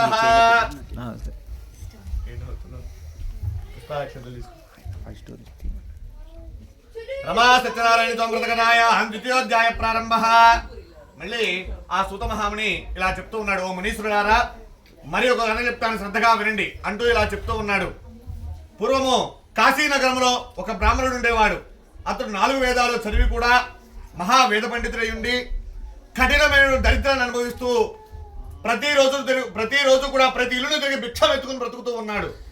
అలా సంసార బాధ్యత కూడా చాలా కఠినతరంగా ఉండి అనేకమైనటువంటి వ్యాపకాలతో ఏం చేయలేక దుస్థితితో అలానే వీధిలో భిక్షాటన చేస్తూ ఎలానో కాలం గడుపుతూ ఉన్నాడు. ఎవరో తినకాల భగవానుడు బ్రాహ్మణ ప్రియుడు కావున ఆ విధముగా బ్రాహ్మణుడు దుర్భరమైనటువంటి కష్టాలు పడుతుంది చూసి తాను కూడా ఒక మాయా బ్రాహ్మణ రూపం పొందిన వాడై ఆ బీద బ్రాహ్మణుడికి ఎదురుగా వచ్చి, ఓ ఈ బ్రాహ్మణుడా, నువ్వు వేదాలన్నీ చదివి కూడా ఇలా దరిద్రముతో భిక్షాటన చేస్తూ ఉంటేమి అని చెప్పి అడిగాడు. కానీ బ్రాహ్మణుడు చాలా వినయముతో, అయ్యా మీరు అన్నవాడు అక్షర సత్యం, నేను వేదాలు చదివి కూడా కఠినమైనటువంటి దారిద్ర్యాన్ని అనుభవిస్తున్నాను స్వామి. నా దరిద్రం పోవుడుకు ఏదైనా ఒక చిన్న ఉపాయం చెప్పి నన్ను అనుగ్రహింపండి, ఎక్కడైనా ఒక కొలువులో ఉద్యోగాన్ని ఇప్పించండి అని అడుగుతాడు. భగవానుడు బ్రాహ్మణ ప్రియో అస్మాన్ బ్రాహ్మణ, ఆయన బ్రాహ్మణుడికి మంత్రముగ్ధులు అవుతారన్న మంత్రానికి. అందుకని ఆయన ఎప్పుడైతే అడిగాడో ఆయన ఎమ్మడే చెప్తాడు, ఆయన ఇది ఉద్యోగం కాదు, చిరస్థాయిగా నిలబడేటువంటి ఒక ఉపాయం చెప్తాను, అది ఆచరించు అని చెప్పి ఆయనకు ఒక ఉపదేశం చేస్తాడు. నువ్వు రమా సహిత సత్యనారాయణ స్వామి, శ్రీహరి సత్యనారాయణ స్వామి అవతారమై ఉన్నారు. నువ్వు ఆ సత్యదేవుని సేవించినట్లయితే నీ కష్టాలన్నీ కూడా తొలగిపోతాయి, ఆ వ్రతాన్ని నువ్వు ఆచరించు అని చెప్పి ఆ వ్రతం ఆచరించు విధానం కూడా తెలిపాడు. బ్రాహ్మణుడు చాలా సంతోషించి అదే విధిలో సాష్టాంగ నమస్కారం చేసుకొని తిరిగి లేచేసరికి మాయా బ్రాహ్మణ రూపంలో ఉన్నటువంటి సచ్చేశ్వరుడు అంతర్ధానమయ్యాడు. అటు ఇటు కూడా చూస్తూ ఎవరో కూడా లేకుండా ఉండేసరికి ఇదంతా కూడా స్వామి యొక్క అనుగ్రహం అనుకొని మనస్సును సంకల్పించుకొని తన ఇంటికి వెళ్ళిపోయాడు. అతని భార్యతో నాకు ఈరోజు ఒక ఆయన కలిశాడు, సచ్చేశ్వరుని యొక్క వ్రతాన్ని ఆచరించమని చెప్పారని చెప్తే ఆవిడ అంటుంది, మన దాన్ని తినడానికే తిండి లేదు, ఇక వ్రతాన్ని ఎలా చేస్తామని చెప్పి ఈ ఆలోచన ఏదైనా ఉంటే దాన్ని మానుకొని శుభ్రంగా పడుకోండి అని చెప్తుంది. కానీ బ్రాహ్మణుడు మాత్రం దృఢ సంకల్పంతో రేపు ఎలాగైనా సరే సచ్చేశ్వరుని యొక్క వ్రతాన్ని రేపు నేను చేయాల్సిందే అని చెప్పి మనస్సును దృఢ సంకల్పం చేసుకొని ఆ రాత్రి ఉత్సాహంతో నిద్ర కూడా రాకపోగా ఎలాగో కాలం గడిపి మరునాడు ప్రాతకాలం నుండి నిద్ర లేచి కాలకృత్యాలు నెరవేర్చుకొని శుచి అయి నిశ్చలమైనటువంటి భక్తితో దేవాదిదేవ శ్రీ సత్యనారాయణ ప్రభు నీ అనుగ్రహం కోసం నేను ఈ రోజు ఈ వ్రతాన్ని చేసి సంకల్పించుకున్నాను స్వామి, కనుక నాతో ఈ వ్రతాన్ని ఆచరించే బాధ్యత కూడా నీదే, ఎలాగైనా సరే వ్రతం చేసేటువంటి అవకాశాన్ని నాకు కలిగించు స్వామి అని చెప్పి నమస్కారం చేసుకొని ఎక్కడికి వెళ్ళాడు, జోలెను భుజానికి తగిలించులోని జోలెను భిక్షాటన కోసం బయలుదేరాడు. జోలెను పట్టుకొని భవతి భిక్షాంతి ప్రతిరోజు కూడా అదే వెళుతూ ఉంటాడు. కానీ ఆ రోజు అతన్ని పిలిచి మరీ ద్రవ్యాన్ని సమర్పిస్తూ ఉన్నారు అందరూ కూడా. అందుకు అతను ఆశ్చర్యపోయాడు, కళ్ళల్లోంచి ఆనంద బాష్పాలతో కన్నీరు వస్తూ ఉన్నాయి. అరే రోజు నేను ఇదే వీధిలో వెళ్తానే, ఎవరిని అడిగినా కూడా కనీసం ఇంటి ముందుకు రాగానే వెళ్ళిపో అని చెప్పి తలుపులు వేస్తూ ఉంటారు, అటువంటిది ఈ రోజు పిలిచి మరీ వాళ్ళ ద్రవ్యాన్ని సమర్పిస్తూ ఉన్నారు. ఇదంతా కూడా ఆ సత్యైత్రుని యొక్క అనుగ్రహమే కానీ వేరు కాదు అని మనస్సును సంకల్పం చేసుకొని చాలా ఆనందించి ఆ ద్రవ్యాన్నంతా కూడా వెచ్చించి స్వామికి అవసరమైనటువంటి వ్రత సామాగ్రి అంతా కూడా ఆవు నెయ్యి, ఆవు పాలు, గోధుమ నూక, చక్కెర, బెల్లం ఇవన్నీ కూడా తీసుకుని వచ్చి బంధుమిత్రాదులతోనూ బ్రాహ్మణులతో కలిసి మహా వైభవముగా సత్యనారాయణ స్వామి వ్రతాన్ని ఆచరించాడు. ఎప్పుడైతే బ్రాహ్మణుడు భక్తి శ్రద్ధలతో వ్రతాన్ని చేశాడు, స్వామి సంతృష్టి చెంది అతనికి అనంతమైనటువంటి ఐశ్వర్యాన్ని ప్రసాదించాడు. రాజుగారి అష్టదిగ్గజాలలో ఒక అష్టదిగ్గజంగా చతుర్వేద పాండిత్య ప్రభువుగా అలానే స్థానాచార్యుడిగా ఆయనకు ఉద్యోగం కొలువు దక్కింది. అక్కడి నుంచి ప్రారంభమైంది లక్ష్మి యొక్క అనుగ్రహం. దినదిన ప్రవర్ధమానగుతూ ఉన్నాడు. కానీ బ్రాహ్మణుడు ఎంత ఐశ్వర్యం వచ్చినా కూడా భగవంతుని విస్మరించకుండా ఆయన యందు అపారమైనటువంటి భక్తితో ప్రతి పౌర్ణమి తిథి అందున ఏకాదశి నాడు రవి సంక్రమ దినమున సచ్చేశ్వరుని యొక్క వ్రతాన్ని ఆచరిస్తూ ఇహలోకములో సకల ఐశ్వర్యులు పొంది పరమన మోక్షములు పొందెను అని ఆ సూత మహాముని సౌనకాది మహర్షులు కూడా అలా చెప్తూ ఉన్నాడు. అప్పుడు ఆ మహర్షులు మళ్ళీ ఇలా అడుగుతున్నారు, ఓ స్వామివారు అయితే ఆ బ్రాహ్మణుడికి చెప్పారు, ఆయన వలన ఇవి విని ఎవరి వ్రతము చేశారు, అదంతా కూడా కాస్త మాకు సవిస్తరంగా దాని గురించి పరిపూర్ణంగా చెప్పండి స్వామి అని చెప్పి మళ్ళీ అడుగుతూ ఉన్నారు. అప్పుడు మళ్ళీ ఆ సూత మహాముని గారు చెప్తూ ఉన్నాడు, సరే ఓ మునీశ్వరులారా, ఈ వ్రతము ఎవరెవరిచే చేయించబడేదో కూడా చెప్తాను, శ్రద్ధగా వినండి అంటూ ఇలా చెప్పనారంభించాడు. అలా బ్రాహ్మణుడు ప్రతి మాసము కూడా వ్రతం చేస్తూ ఉండగా ఒక పౌర్ణమి తిథి అందున ఒక కట్టెలు అమ్ముకొని జీవించేవాడు ఒక అరణ్యానికి వెళ్ళి బాగా కట్టెలు కొట్టుకొని అతని బాగా ఆకలిగా ఉండి తిరిగి ఇంటికి వచ్చేటువంటి మార్గంలో పొలంలో ముసుగు పెట్టుకొని ఆకలిగా ఉండి అటు ఇటు కూడా చూస్తున్నాడు, దాహం ఎక్కడో చోట మంచి తీర్థం తీసుకో, మంచినీళ్ళు తాగాలి అని చెప్పి. సుదూరాల బ్రాహ్మణుని గృహం కనబడుతుంది. అక్కడ మనం రావాలంటే ఏంటంటే ప్రమాణం, మీరు ఎవరింటికైనా మనం వస్తాం, కార్యం జరుగుతూ ఉంటుంది, మనం ఎలా గుర్తుపెట్టి వాళ్ళ ఇంటికి రావాలి? ఏంటండి అందరూ వివాహాలు చేసుకున్న వాళ్ళే, అందరూ కార్యక్రమాలు చేసిన వాళ్ళే. బయట ఉన్న మామిడి తోరణాలు, అరటి పిలకలు మనకు సాంప్రదాయం ఏంటి అంటే మామిడి తోరణం. మామిడి తోరణం దేనికి కడతాం? శుభకార్యానికి మాత్రమే మామిడి తోరణాలు, అరటి పిలకలు కడతాం. అశుభ కార్యాలు కానీ, అశౌచికాలు కానీ, జన్మజాతస్య మృతా శౌచం వాటికి పెట్టాం మనం ఏది కూడా. అలా పందిరి వేశారు ఇంటి ముందంటే అది వివాహం అన్నాయంట, లేదా ఆడపిల్లలకు సంబంధించినటువంటి ఏదో శుభకార్యం అయి ఉంటుంది. లేదు అరటి పిల్లకలు కాస్త మామిడాకులు కట్టున్నాయి అంటే ఆ ఇంట్లో ఏదో గృహ శుభకార్యం, ఖచ్చితంగా శుభకార్యం జరుగుతూ ఉంటుంది. ఇక మనం పోస్ట్ కొడుతూ కూడా పని దారిలో వెళుతూ ఉంటే చూసి ఆగిపోవచ్చు మనీలేని. అటువంటిది అంటే శుభకార్యానికి మూలం మామిడి తోరణం. అక్కడ కట్టున్న సుదూరాల పందిరి చూసేసరికి అక్కడికి వెళితే ఏదో మనకి ప్రసాదం ఏదో దొరుకుతుంది, నలుగురితో నారాయణ మనం కూడా వెళ్ళిపోయి లోపలికి వెళ్ళి కనీసం భోజనం ఏదో చేయొచ్చు, ఏదో జరుగుతున్నట్టుంది, కాస్త వినోదం జరుగుతూ ఉంది అని చెప్పి అనుకొని అలానే చూడగానే ఆనందం వచ్చేసింది. ఆ పుల్లల బొప్పను అలానే భుజం పెట్టుకుని ఆ బ్రాహ్మణుడి ఇంటి వద్దకు చేరుకున్నాడు. ఆ పుల్లల బొప్పను వీధిలో ఉన్నటువంటి అరుగు మీదనే పెట్టి తను మాత్రం లోపలికి వెళ్ళేసరికి వారి ఇంట సత్యనారాయణ స్వామి వ్రతం జరుగుతూ ఉంది. అలా నిశ్చేష్టుడైపోయాడు. అప్పటి వరకు ఆకలిగా ఉంది, దప్పిగ్గా ఉంది, ఏదో తాగాలి తినాలి అని చెప్పి అనుకున్నటువంటి వాడు కూడా ఆకలిని మైమరచిపోయి అక్కడ జరిగేటువంటి వ్రతాన్ని చూసి ఆనందంతో అక్కడే ఉండిపోయాడు. వ్రతమంతా అయిపోయే వరకు అక్కడి నుంచి కదలకుండా నిశ్చేష్టుడై నిలబడిపోయి చూస్తూ ఉన్నాడు. అలా వ్రతమంతా కూడా పూర్తి అయిన తర్వాత ఆ బ్రాహ్మణుడి దగ్గరికి వెళ్ళి, అయ్యా నేను ఈ మధ్యకాలంలో చాలాసార్లు ఈ దారిని వెళుతూ ఉన్నాను, మీ ఇంట ఎప్పుడు ఏదో కార్యక్రమం జరుగుతూ ఉంది, చాలా మంది వచ్చి వెళ్తున్నారు, అన్నదానం చేస్తూ ఉన్నారు, ఎందుకంటే ఇంత ఖర్చు పెడుతూ ఉన్నారు, లేనోళ్ళు చాలా మంది ఇబ్బంది పడుతూ ఉంటే మీరు ఎందుకు ఇంత ఖర్చు పెట్టుకొని వీళ్ళందరినీ పిలిచి భోజనాలు ఎందుకు పెట్టాలి అని చెప్పి అడుగుతాడు. అప్పుడు ఆయన వినయంతో చెప్తాడు, పోయి అలా అనుకు, ఇది సత్యేశ్వరుని యొక్క వ్రతం. ఈ వ్రతాన్ని నేను ఒకప్పుడు కఠినమైన దరిద్రం అనుభవిస్తూ ఉండేవాడిని. ఒక పరమాత్ముని వలన ఈ సత్యేశ్వరుని యొక్క వ్రతం విషయం తెలుసుకొని నేను వ్రతాన్ని ఆచరించాను. అప్పటి నుంచి కూడా నా దరిద్రం అంతా కూడా పోయి ఈ రోజు నువ్వు చూసేటువంటి ఈ పరిస్థితిలో ఉన్నాను. భగవంతుడి దయ వల్ల ఆయన ఇచ్చినటువంటిదే ఆయనకే ఇచ్చేస్తున్నాను. 10 మందికి భోజనం పెడితే ఆయన సంతృప్తి చెందుతాడు నారాయణుడు. కనుక ఆ భోజనాన్ని నేను సంతృప్తి పట్టడం కోసం నేను పెట్టేస్తూ ఉన్నాను 10 మందిని పిలిచి, అంతేగాని నాదేం లేదు, దీంట్లో అనుమాత్రం కూడా నాది లేదని చెప్పి నీవు కూడా ఈ వ్రతాన్ని ఆచరించు, నీ దరిద్రం కూడా పోతుంది, నీ కట్టెలమ్ముకొని బతకాల్సిన అవసరం ఉండదు, ఆయన యొక్క అనుగ్రహం వలన నువ్వు కూడా సుభిక్షంగా ఉంటావని చెప్పి ఆ వ్రతమాచరణ విధానం కూడా తెలుపుతాడు. కట్టెలమ్మవాడు చాలా సంతోషించి అక్కడే స్వామి యొక్క తీర్థాన్ని ప్రసాదాన్ని భోజనం చేసిన తర్వాత పుల్లల మోపును తీసుకుని తన ఇంటికి వెళ్ళిపోతాడు. తర్వాత మరునాడు ప్రాతకాలం నందే నిద్రలేచి పుల్లల మోపును భుజము పెట్టుకొని, ఈ రోజు ఓ సత్యదేవా, ఈ రోజు ఈ పుల్లలు అమ్మినటువంటి ధనాన్ని వెచ్చించి నీ యొక్క వ్రతాన్ని నేను చేస్తాను అని చెప్పి మనస్సున సంకల్పం చేసుకొని పుల్లల మోపును భుజము పెట్టుకున్నాడు. ఆ రోజు అతను పట్టణంలో ధనవంతులు ఉన్నటువంటి వీధికి వెళ్ళాడు కట్టెలు అమ్మడానికి. అతనికి రోజు వచ్చేటువంటి ధనం కంటే 4 రెట్లు అధికంగా ధనం వచ్చింది. అందుకు అతను చాలా సంతోషించి స్వామికి అవసరమైన వ్రత సామాగ్రి అంతా కూడా తీసుకుని ఇంటికి వచ్చి బంధుమిత్రాలతోనూ బ్రాహ్మణులతో కలిసి మహావైభవముగా సత్యనారాయణ స్వామి వ్రతాన్ని ఆచరించాడు. ఆ సత్యేశ్వరుని యొక్క వ్రత ప్రభావం చేత కట్టెలమ్మవాడు పుత్రవంతుడై ధనవంతుడై బ్రతికి ఉన్నంతకాలము కూడా సకాల సుఖాలు అనుభవించి పరమను మోక్షమును పొందెను అని ఆ సూత మహాముని నారద వీళ్ళందరూ మహర్షులందరికీ కూడా సౌనకాది మహర్షులందరూ కూడా ఈ విధంగా చెప్పాను. స్కాందే రేవాకండే సత్యనారాయణ స్వామి వ్రతగతాయాన్ ద్వితీయోధ్యాయ సమాప్తః. ఏడుకొండలవాడ వెంకటరమణ గోవింద గోవింద.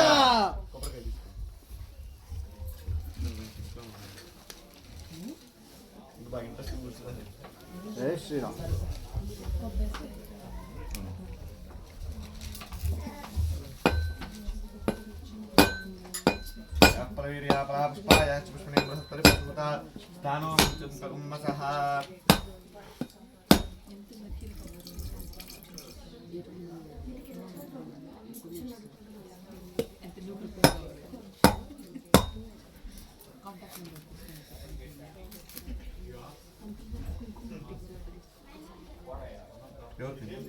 బొట్టు పెట్టుకోవడం ఇంకా బొట్టుకి దేవుడిది నీ చేతిలో వేస్తుంది.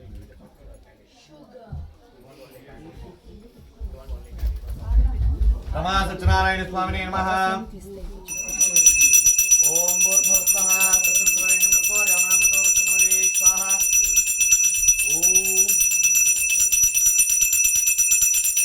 రాజమునం దర్పయామి నమస్కరోమి. సుందరాయ శుభంగాయ మంగళాయ మహోజసే సింహశైల నివాసాయ శ్రీ లక్ష్మీనాథాయ మంగళం. సుందరాయ శుభంగాయ మంగళాయ మహోజసే సింహశైల నివాసాయ శ్రీ లక్ష్మీనాథాయ మంగళం. మంగళాశాసనపరే పరాచార్య పురోగమైః సర్వైః పూర్వైః ఆచార్య సత్కృతాయాస్తు మంగళం.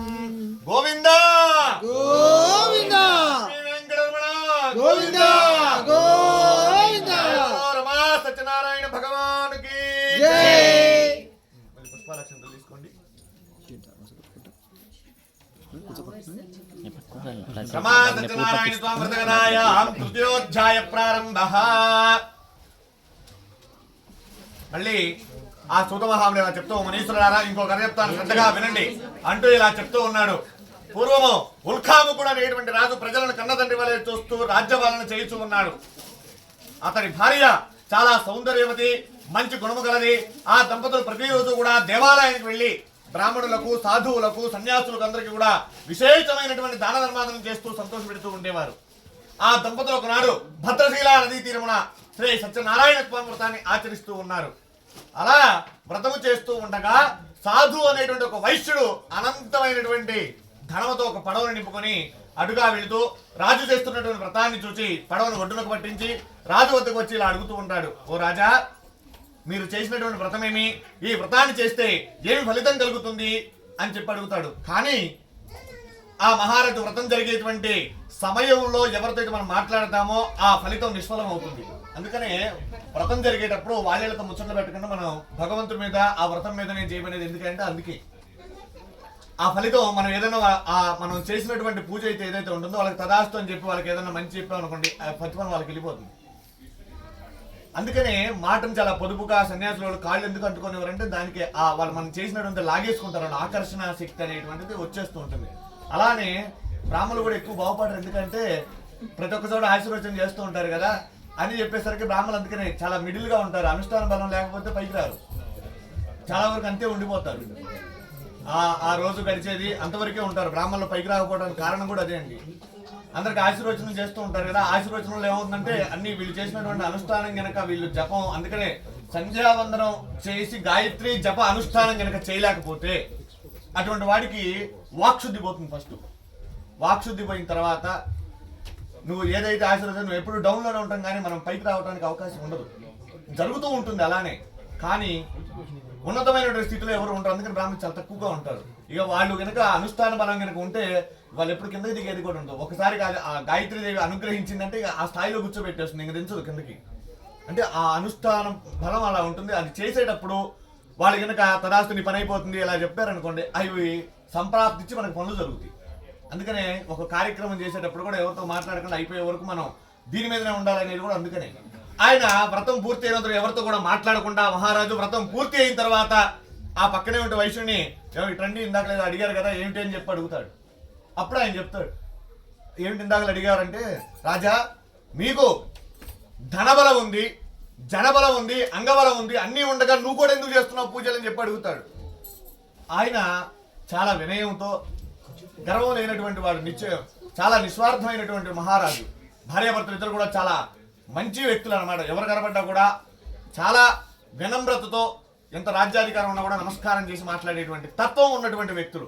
ఆ వయసులో అలా అనగానే, అయ్యా మీరు అన్నమాట అక్షర సత్యం, మాకు ఇవన్నీ ఉన్నా కూడా సంతాన సాఫల్యత లేదు, కనుక సంతానం కోసం మేము సత్యేశ్వరుని యొక్క వ్రతాన్ని ఆచరిస్తూ ఉన్నాం అని చెప్పి చెప్తాడు. అంతా కూడా విన్నటువంటి ఆ వైశ్యుడు కూడా మనసులో అనుకుంటాడు, ఈ రాజుకి ఇన్నున్నాయి కానీ సంతానం లేదే, మరి నాకు ఆస్తుంది కానీ నాకు సంతానం లేదని అనుకుంటాడు. కానీ రాజుతో చెప్పకుండా భోజనం చేసిన తర్వాత అప్పుడు చెప్తాడు వెళ్ళేటప్పుడు, రాజా నాకు కూడా సంతానం లేదండి, అందుకే నేను అడిగాను, ఏమనుకోకండి, నేను కూడా ఈ వ్రతాన్ని ఆచరించి సంతానం పడేదని అని చెప్పి అప్పుడు కామదు ఏదో సమయానికి సమాధానం చెప్పుకొని తన వ్యాపారానికి వెళ్ళిపోయాడు. తర్వాత కొంతకాలానికి తన వ్యాపారం పూర్తి చేసుకున్న తర్వాత ఇంటికి వచ్చిన తర్వాత అతని భార్య పేరు లీలావతి. ఆమె వినుచూ ఉండగా సత్యేశ్వరుని యొక్క వ్రత విషయం అంతా కూడా తెలిపి, నాకు సంతానం కలిగినట్లయితే తప్పక సత్యనారాయణ స్వామి వ్రతాన్ని నేను చేస్తాను అని చెప్పి ప్రతిజ్ఞ చేశాడు. సత్యేశ్వరుని యొక్క అనుగ్రహం చేత ఆ దంపతులకు 10వ మాసంలో ఒక కుమార్తె కలిగింది. ఆ కుమార్తె కళావతి అని పేరు పెట్టి అల్లారు ముద్దుగా పెంచుతూ ఉన్నారు. ఆమె దినదిన ప్రవర్ధమానగుతూ ఉంది. అప్పుడు లీలావతి భర్తను చూసిన, నాథ మనకు సంతానం కలిగినట్లయితే సత్యనారాయణ స్వామి వ్రతం చేస్తానని ప్రతిజ్ఞ చేశారు కదా, వ్రతం చేయండి అని చెప్పి అడుగుతుంది. కానీ వ్యాపారంలో బహు నిపుణుడైన ఆ వైశ్యుడు ఓహే ఇప్పుడెక్కడ అసలు నాకు ఒక్కరోజు కూడా ఖాళీ లేదు, వ్యాపారం చూసుకోవడానికే నాకు కొంత సమయం కూడా లేదే. మనం కనుక ఐటీలో ల్యాప్టాప్ ముందు కూర్చున్నట్టు పరిస్థితి. ఒక్కరోజు కూడా మనకి ఇటువంటిది లేదే, కనీసం ఎక్కడికైనా వెళ్ళాలన్నా కూడా అమ్మ కుదరదు అనేటువంటి పరిస్థితి ఎలా ఉందో, ఆయన కూడా నాకు వ్యాపారం అసలు ఒక్కరోజు కూడా నాకు విశ్రాంతి లేదు కనుక ఇప్పుడు కాదు ఈ ఆలోచన మానుకో, కొన్నాళ్ళ తర్వాత చూద్దామంటారు. కానీ భార్య మొక్కుకున్నా భర్త మొక్కుకున్నా కూడా ఇద్దరు కలిసి వెళ్ళి దాన్ని తీర్చుకుంటేనే దాని ప్రతిఫలం. ఆ భర్త అయినా సరే భార్య అయినా సరే, భార్య మొక్కు నాకేం సంబంధం లేదు, ఏమో కొద్దుగుడు గుళ్ళు అది ఇది అంటది అని చెప్పి భర్త అంటే భర్తకే దోషం, అది ఆమె చేసినా కూడా ఫలించదు. మీరు మొక్కుని ఆమె రానన్నా కూడా అది ఫలించదు. సతీ సమేతంగా, అందుకని అంటారు సతీ సమేత లక్ష్మీనారాయణ స్వరూపం వివాహం చేసేటప్పుడు కూడా వారిద్దరినీ కూడా లక్ష్మీనారాయణ స్వరూపంగా భావించి వారి వివాహం చేస్తారు. మామగారు అల్లుడు కాళ్ళు పట్టుకున్నాడంటే ఆ మామగారికి పని లేక పట్టుకోలేదు కాళ్ళు, అతన్ని సాక్షాత్ నారాయణ స్వరూపంగా భావించి అల్లుడు నారాయణుడు అని చెప్పి అనుకొని నా కూతురు లక్ష్మీదేవితో సమానంగా ఆయన ఆవాహన చేసి అక్కడే చేస్తారు. లక్ష్మీనారాయణ మా సావధాన అని చెప్పి మన మంత్రం చెప్పుకుంటాం. లగ్నాష్టకాలు చెప్పేటప్పుడు ఇద్దరిలో కూడా లక్ష్మీనారాయణ ఆవాహన చేసి చేస్తారు, ప్రవర్లు చెబుతారు తాత ఎవరు ముత్తాత ఎవరు అని. అలానే వారిద్దరు సతీ సమేతంగా చేసినటువంటి కార్యం ప్రతి ఒక్కరు కూడా ఫలిస్తుంది. అందుకని ఇద్దరు కూడా భర్త ఎవరున్నా కూడా లేకపోయినా మరి ఒకళ్ళు చేసుకోవచ్చు అని ఈ మధ్యకాలంలో కొంత ప్రచారం అయ్యి టవల్ వేసుకోండి మీద కచ్చీపు వేసుకోండి అంటున్నారు. కానీ మీద కచ్చీపులు వేసుకుంటాను ఉత్తరం వేసుకుంటే ప్రతిఫలం ఎట్లా వస్తుందండి? ఇద్దరు కలిసి కూర్చొని చేస్తే, అలా కూర్చొని ఇద్దరు కూడా అన్యోన్యంగా చేస్తే దాని యొక్క ప్రతిఫలం వేరుగా ఉంటుంది. అలానే ఆయన చెప్పేసరికి ఇప్పుడు కాదు అమ్మాయి యొక్క వివాహ కాలంలో వ్రతం చేద్దాం, కొన్ని సంవత్సరాలకి వేసేసాడు కదా, కాలం గడిచిపోయింది. అలానే కళావతి యుక్త వయసు వచ్చింది. అలా కళావతి యుక్త వయసు వచ్చేసరికి ఒక దూతను పిలిచి నీ వెళ్ళి అమ్మాయికి తగినటువంటి వరుణిని వెతికి తీసుకుని రా అని చెప్పి దూతను పంపిస్తాడు. అదే ఇప్పుడైతే మనం మ్యాట్రిమోనీలు చూసి 500K ఎవరికి ఉన్నాయా 200K ఎవరికి ఉందా అని చూసి మనం సెట్ చేస్తున్నాం. మ్యాట్రిమోనీలు వచ్చేసినాయి మనకి.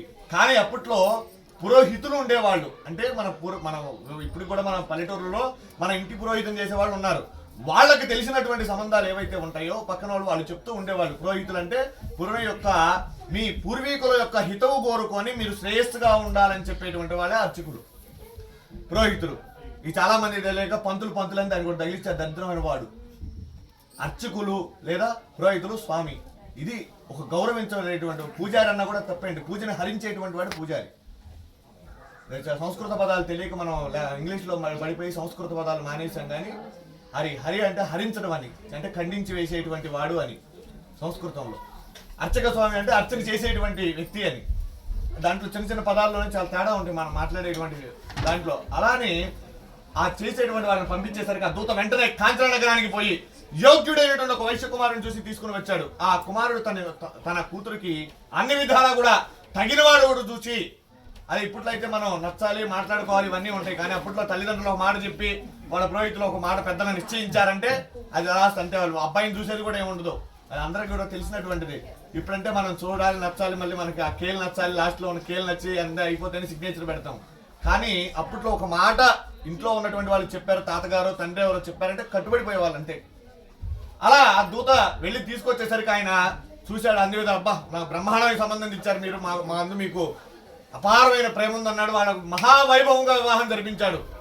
కానీ ఆ ఆనంద సమయం నుండి సత్యేశ్వరుని యొక్క వ్రతం విషయం మర్చిపోయాడు. తర్వాత కొంతకాలానికి అల్లుడితో కూడా వ్యాపారం చేస్తే ఇంకా బాగా సంపాదించుకోవచ్చు అనేటువంటి ఉద్దేశంతో అల్లుడిని ఇల్లరికం తెచ్చుకున్నాడు, ఇంట్లో ఉంచుకున్నాడు. 6 మాసాలు గడిచిపోయింది. అల్లుడా ఇంకేంది ఎన్నాళ్ళని ఉంటావు ఇంట్లో, అలా వ్యాపారానికి వెళితే ఇంకా బాగా సంపాదించుకోవచ్చు, ఇద్దరం కలిసి వెళ్తే ఇంకా ఎక్కువగా సంపాదించవచ్చు, నువ్వు కూడా రా అని చెప్పి అల్లుడిని వెంటబెట్టుకుని వెళ్ళడానికి ప్రయత్నం చేస్తూ ఉంటాడు. సత్యేశ్వరుడికి ఆగ్రహం కలిగింది, వీడికి నా వ్రతం చేయడానికి మాత్రం వీడికి సమయం లేదు, వ్యాపారానికి సమయం ఉందని, వీడికి దారుణమైనటువంటి కఠిన దుఃఖాలు సంభవించును కాక అని చెప్పి శపించేశాడు.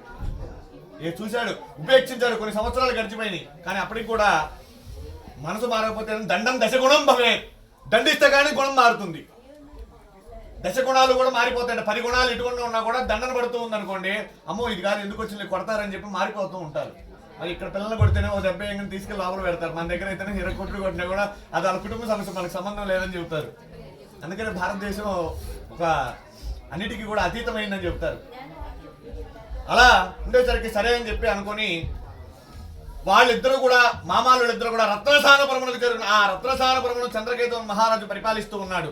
అలా ఎప్పుడైతే ఈ వయసులో వ్రతం చేయకూడదు అన్న స్వామి యొక్క అనుగ్రహం తప్పిందో అదే రోజు రాత్రి చంద్రకేతు మహారాజు గారి ధనాగారం నుండి 4 మాయా దొంగలు ధనాన్ని అపహరించుకొని అటు ఇటు కూడా వస్తూ ఆ వర్తకుల వైశ్యులు ఒక సత్రంలో ఉంటే వారి వద్దకు వచ్చి ఆ ధనం రాజముద్రలో ఉన్నటువంటి సంచులు అక్కడే పడేసి వారు మాయమైపోతారు.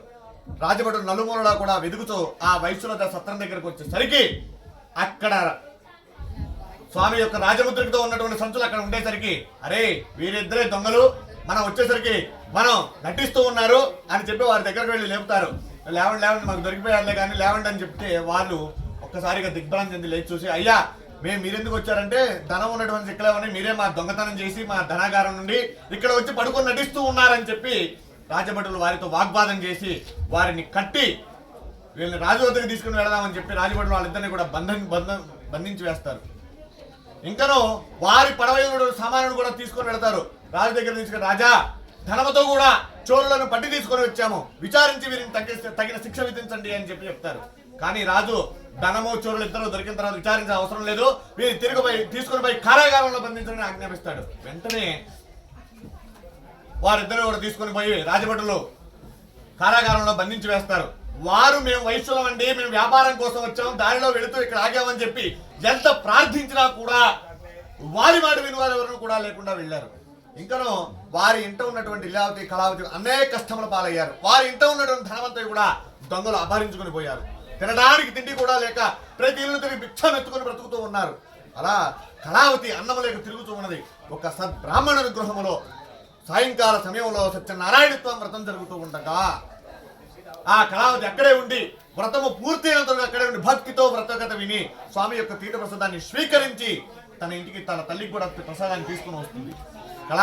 లీలావతి అప్పటికే కాస్త ఆలస్యం అయ్యేసరికి అమ్మాయిని కాస్త మందలించింది. అమ్మాయి ఇంత రాత్రి ఎక్కడ ఉంటివి అని చెప్పి కాస్త గట్టిగా అడిగింది. అప్పుడు కళావతి అమ్మాయి ఎందుకు అరుస్తున్నావు?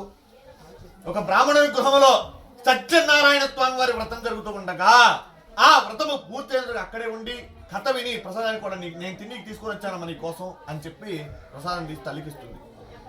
అప్పుడు గుర్తొస్తుంది లీలావతికి, అయ్యో ఎంత తప్పు చేసావు, నువ్వు పుట్టినప్పుడు మీ నాన్నగారు వ్రతం చేస్తా అని చెప్పారు, ఇంతవరకు ఆయన యొక్క వ్రతం విషయం మరచిపోవడం వలనే మాకు ఇటువంటి దుఃఖాలు సంభవించాయని చెప్పి అనుకొని ఇక నా శక్తిని అనుసరించి నా స్నేహితుల్ని అర్థించి ఏదో ఒకటి చేసిన రేపు సత్యనారాయణ స్వామి వ్రతాన్ని మన ఇద్దరైనా సరే చేసేద్దామని చెప్పి అనుకుంది. ఇక ఆయన వల్ల అయ్యేటట్లేదు, కనీసం ఇది నేనన్నా చేయాలని చెప్పి అనుకొని ప్రాధేయపడి తన బంధువులను స్నేహితులను బ్రాహ్మణుల దగ్గరకు వెళ్ళి అయ్యా నా భర్తలు ఇద్దరు కూడా వ్యాపారం వెళ్ళిపోయారు, నా దగ్గర అయితే ఏమి లేవు, ఉన్నటువంటి ధనవంతా కూడా దొంగలు అపహరించుకుని పోయారు, కనుక మీరు కనుక నేను వ్రతం చేసుకోవడానికి సహాయ సహాయాలు అందిస్తే వాళ్ళు వచ్చిన తర్వాత మీకు ఇచ్చేస్తానండి అని చెప్పి వారందరికీ కూడా చెప్పి వారందరి యొక్క సహాయకారం ఏం పర్వాలేదు మేమందరం కూడా సహాయం చేస్తామని చెప్పి వారందరూ కూడా ఎవరి శక్తానుసారంగా వారు సహాయం చేసి లీలావతితో భక్తి శ్రద్ధతో మహావైభవంగా సత్యనారాయణ స్వామి వ్రతాన్ని ఆచరింపజేశారు. ఎప్పుడైతే వైశ్యుని భార్య అయిన లీలావతి వ్రతం చేసిందో సచ్చేతుడు సంతృష్టి చెంది అదే రోజు రాత్రి చంద్రకేతు మహారాజులకు స్వప్నంలో సాక్షాత్కరించి, ఓ రాజా, కారాగారంలో అన్యాయముగా బంధింపబడిన వైశ్యులు ఇరువులను కూడా ప్రాతకాలం నుంచి విడిచిపెట్టాలి, లేనిచో నీవు సర్వనాశనం అయిపోతావు అని చెప్పి చెప్తాడు.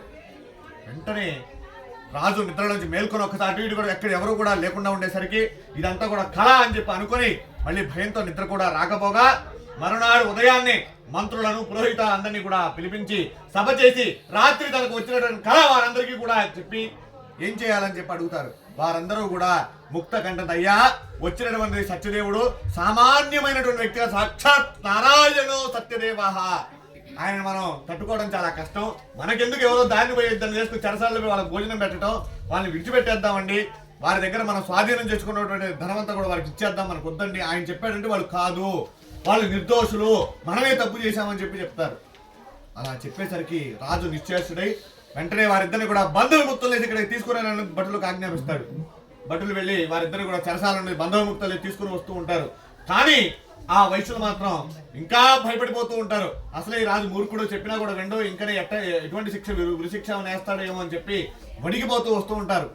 సరే అలా రాగానే రాజు, అయ్యా వైశ్యులారా నన్ను క్షమించండి, మీ యందు నా అపరాధం జరిగింది, నేను తెలుసుకోకుండా మిమ్మల్ని చెరసాలలో బంధించాను అని చెప్పి వారిని నన్ను క్షమించండి, మిమ్మల్ని విడిచిపెడతాక మీరు సుఖముగా మీ ఇంటికి వెళ్ళవచ్చు అని చెప్పి వారికి క్షౌరాధికారం చేయించి కట్టుకోవడానికి పట్టు వస్త్రాలను ఇచ్చి ఇంకనో తను స్వాధీనము చేసుకున్న దానికి 4 రెట్లు ధనాన్ని ఎక్కువగా ఇచ్చి సంతోషపెట్టాడు.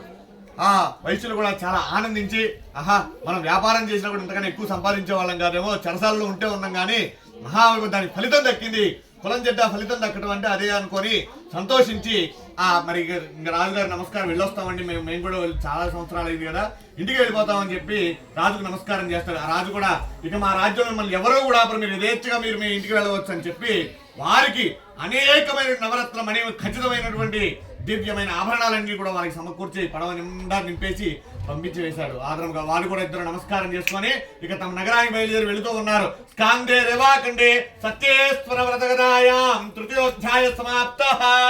గోవింద గోవింద.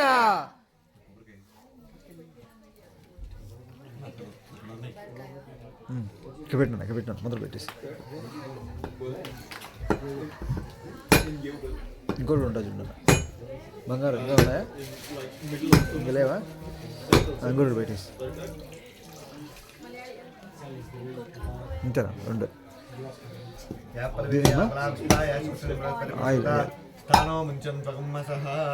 నెయ్యి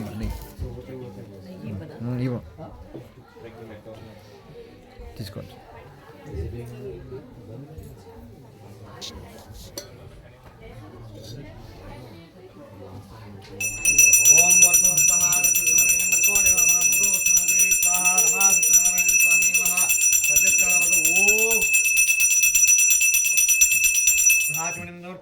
నమస్కరోమి. రమా సత్యనారాయణ స్వామి నమః. ఆనందమంగళ నీరాజన దీపం.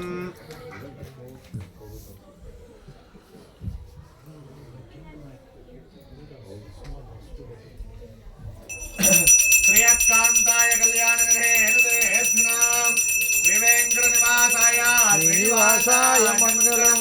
అస్తు శ్రేయస్సూరే వాసనాత్ వాసిదోరసే శ్రీ హస్తగిరినాథాయ దేవరాజాయ మంగళం. ఆనందమంగళ నీరాజనం దర్పయామి. నమస్కరోమి. జయ బలో రమా సత్యనారాయణ భగవానుకి జై. కుండలవాడ వెంకటరమణ గోవింద గోవింద. లక్ష్మీ వెంకటరమణ గోవింద గోవింద. పుష్పాలు తీసుకోండి, మళ్ళీ అక్షంతలు పెట్టుకోండి. ఈసారి కథప్పుడు అందరికి ఇద్దరు పుష్పాల అక్షంతలు కాయిన్స్ ఎవరు తోచిన దక్షిణ వాళ్ళు పట్టుకొని దాంట్లో చేతిలో పట్టుకోమని. నెక్స్ట్ 5వ కథ. స్కాందే స్వామినః రమా సత్యనారాయణ వ్రతగదాయాం చతుర్థోధ్యాయ ప్రారంభః. అలా ఆ వైశ్యులిరువురు కూడా ఆ మహారాజుకు నమస్కారం చేసుకొని మాకు కూడా ఇంతటితో ఈ చింతన వదిలిపోయిందని చెప్పి అనుకొని వారిద్దరు కూడా బయలుదేరి వెళుతూ ఉంటారు. అలా కొంత దూరం ప్రయాణం చేసిన తర్వాత పడవను ఒడ్డునకు ఆకలిగా ఉండి పడవను ఒడ్డునకు పట్టించి వారిద్దరు కూడా విశ్రాంతి తీసుకొని భోజనాల్ని చేస్తూ ఉంటారు. సత్యేశ్వరుడు ఈ వైశ్యులను ఒక్కసారి పరీక్షించాలి అనేటువంటి ఉద్దేశంతో ఒక మాయా సన్యాసి రూపం పొంది ఆ వైశ్యుల దగ్గరకు వచ్చి ఇలా అడుగుతూ ఉన్నాడు. ఓ వైశ్యులారా, మీ పడవ ఎందున్నటువంటి సామానులు ఏమిటి?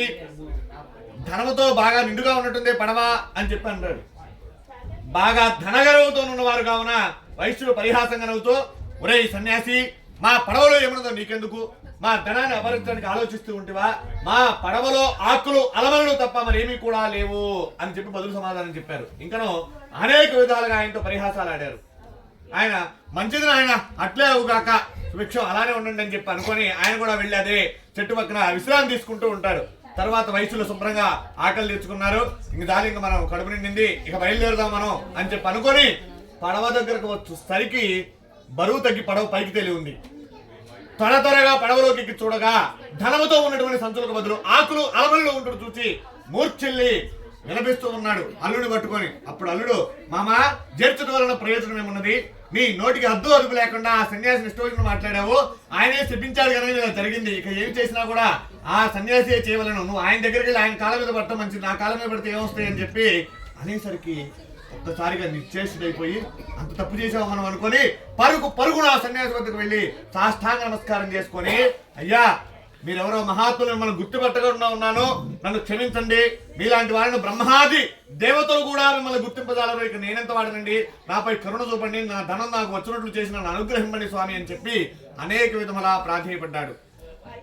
సత్యేశ్వరుడే కాదు, విష్ణుమూర్తి యొక్క ఆంతరికమైనటువంటిది ఏమిటంటే, ఏ తప్పు జరిగినా కూడా కాయేన వాచా మనసేంద్రియైర్వా బుద్ధ్యాత్మనా వా ప్రకృతే స్వభావ కరోమి అద్య సకలం పరస్మై నారాయణాయ సమర్పయామి అన్యథా శరణం నాస్తి అని చెప్పి ఆయనకు అక్షంతలు వదిలిపెట్టి, అన్యథా శరణం నువ్వే నాకు దిక్కు, నేనేం చేయలేను, చేసా కానీ దాంట్లో ఏదో ఒకటి జరిగింది అనుకో, నా తప్పు ఏదైనా ఉంటే నన్ను క్షమించే బాధ్యత కూడా నీదే అని చెప్పి ఆయనకి ఎప్పుడైతే మనం చెప్పుకుంటాం ఆయన సంతృష్టి చెందిపోతాడు త్వరగా. రుద్రుడు త్వరితంగా ఐశ్వర్యాన్ని ప్రసాదిస్తాడు, త్వరితంగా హరించి వేస్తాడు. కానీ శ్రీమన్నారాయణుడు ఒక్కసారి ఇచ్చాడు అంటే సామాన్య ఇవ్వడు. పరీక్ష పెట్టి వాడిని ఒక తారాస్థాయికి తీసుకెళ్ళిపోతాడు అన్నమాట. తీసుకెళ్ళిపోయి ఆయన ఇచ్చాడు అంటే అది చిరస్థాయిగా నిలబడిపోతుంది. కుటుంబం మొత్తం కూడా ఆ స్థాయిలో ఉండిపోతాడు.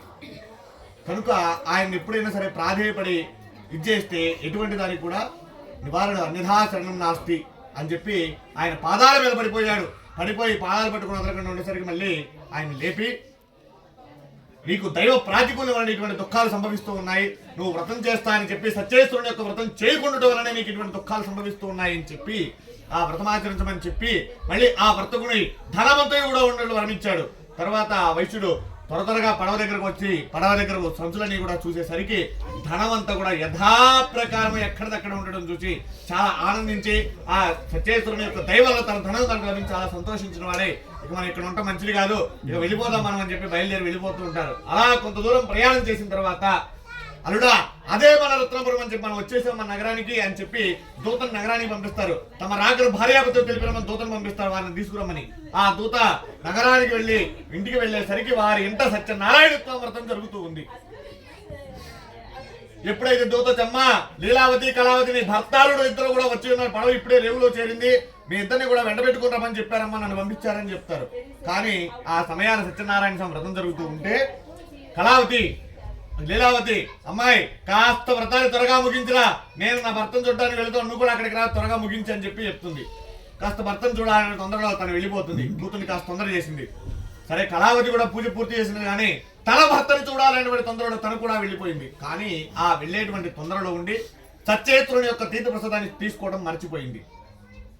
స్వామికి ఆగ్రహం కలిగి నువ్వు వ్రతమంతా కూడా విన్నా వెనకపోయినా ఆఖరిని వచ్చి ఆయన ప్రసాదం తీసుకుంటే చాలా ఆయన సంతృప్తి చెందుతాడు. ఆ ప్రసాదాన్ని విస్మరించేసి వెళ్ళిపోయింది. ఎప్పుడైతే కళావతి వెళ్ళిపోయిందో రేవులో అల్లుతో సహితముగా తన భర్త నావతో కూడా ముంచి వేశాడు. తీరంలో ఉందన్న అది చూసి అందరూ కూడా భయప్రాంతులై పరుగులు తీస్తూ ఉన్నారు. రేవులో ఉండడం మునిగిపోవడం ఏమిటి అని చెప్పి అందరూ కూడా ఒక్కసారిగా భయపడిపోయి హాహాకారాలు చేస్తూ అందరూ కూడా దూరంగా పరిగెత్తూ ఉన్నారు. కళావతి అలా వచ్చేసరికి తన భర్త నావతో కూడా మునిగిపోవటం చూసి అతని పాదుకలు కైకుని వాటితో సతీసగమం చేయడం సిద్ధపడింది. అది చూసి ఆ వైశ్యుడు బోరును విలపిస్తున్నాడు. ఇదంతా కూడా దైవ ప్రాతికూల్యం కానీ వేరు కదా, మనం ఏదో తప్పు చేశాం కనుక ఇది ఇలా జరుగుతూ ఉంది, మనకంతా వైపరీత్యం అని చెప్పి అనుకుని స్వామికి సాష్టాంగ నమస్కారం చేసి, అయ్యా మా అందుకని ఏదైనా తప్పు జరుగుంటే మమ్మల్ని క్షమించిన అల్లుడు నాకు సుఖముగా ఓటు నన్ను వరం అనుగ్రహించండి స్వామి, నా కూతురు యొక్క పసుపు కుంకాలు నాకు ఇవ్వండి స్వామి అని చెప్పి ప్రాధేయపడతాడు.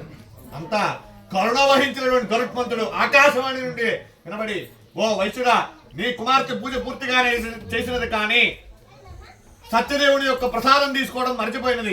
ఆమె ఇంటికి వెళ్ళి వ్రత తీర్థ ప్రసాదాన్ని కనుక తీసుకుని వచ్చినట్లయితే అంతా కూడా శుభమగుతుంది అని చెప్పి వినబడతాయి. ఎప్పుడైతే ఆకాశవాణి ఆ మాట కళావతి పరుగున ఇంటికి వెళ్ళి స్వామికి నమస్కారం చేసుకొని తీర్థప్రసాదాన్ని స్వీకరించి తిరిగి రేవు వద్దకు వచ్చేసరికి తన భర్త నావతో కూడా పైకి తేలి ఉన్నాడు. అది చూసి అందరూ కూడా చాలా ఆనందించి, కళావతి తండ్రి ఇంకెందుకు ఇప్పటికే కొన్ని సంవత్సరాలు ఇంకా రండి ఇంటికి వెళ్ళిపోతా ఉంటుంది. కానీ వైశ్యుడు అమ్మ వద్దు, ఇప్పటికి జరిగిన వైపరీత్యాలు ఇక్కడే సత్యేశ్వరుని యొక్క వ్రతాన్ని ఆచరించి అప్పుడు నేను ఇంటికి వస్తానని చెప్పి బంధువులను మిత్రులను బ్రాహ్మణులను అందరినీ కూడా పిలుచుకొని వచ్చి అదే రేవు వద్ద మహావైభవముగా సత్యనారాయణత్వం వ్రతాన్ని ఆచరించి తర్వాత సహాపంక్తి అందరితో కలిసి భోజనం చేసిన తర్వాత ఇంటికి సుఖంగా వెళ్ళాడు. అది మొదలు ఆ వైశ్యుడు పౌర్ణమి తిథి యందున రవి సంక్రమ దినమున సత్యనారాయణత్వం వ్రతాన్ని ఆచరిస్తూ ఇహలోకములో సకాల ఐశ్వర్యులు పొంది పరమమున వైకుంఠలోక ప్రాప్తిని పొందెను. శ్రీ స్కాందే రేవాకండే సత్యనారాయణత్వం వ్రత కథాయాం చతుర్థోధ్యాయ సమాప్తాః. గోవింద గోవింద ఏడుకొండలవాడ వెంకటరమణ గోవింద గోవింద. యాపలేర్యాపలా పుష్పాయ శిశునిమృత ప్రసూత స్థానో ముంచంతగుంహసః.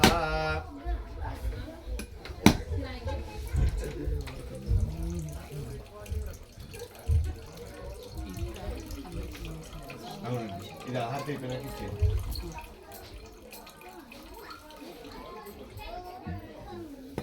బయట ఎవరున్నా అందరికి ఇవ్వండి. స్వామి ఇందాకేదో అన్నారు కదా, ఆశీర్వాదం ఇస్తే ఇదవుతుందని. అందరూ మగవాళ్ళందరూ పిల్లలకి ఆశీర్వాదం ఇస్తారు. ఏమండి చెప్తారు ఇది అయిపోయాక. నాకు ఇందాక నుంచి మనసులో చాలా కూర్చుంది. ఏంటండి? ఆడవాళ్ళు ఎప్పుడు నమస్కారం చేయమని దీవించమని కాలు పట్టుకుంటారు, మగవాళ్ళందరూ దీవిస్తారు. మగవాళ్ళు దీవిస్తారు కదా, అందుకని చెప్పింది భార్యాభర్త సతీ సమేతంగా ఏది చేసుకున్నా కూడా వాళ్ళిద్దరే కలిసి ఉండాలని. ఓకే, భర్త కూడా కాళ్ళు పట్టుకోవచ్చు, తప్పేం లేదు. పట్టుకుంటామండి. పట్టుకుంటారు అనుకోండి, అది ఆంతరింగం అనుకోండి. ఓకే ఓకే స్వామి.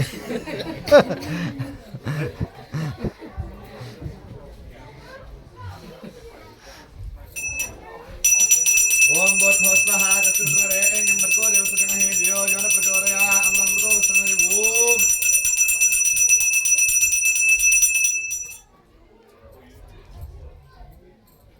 కృష్ణుడికే తప్పలేదండి. అవునా? మనమెంతండి?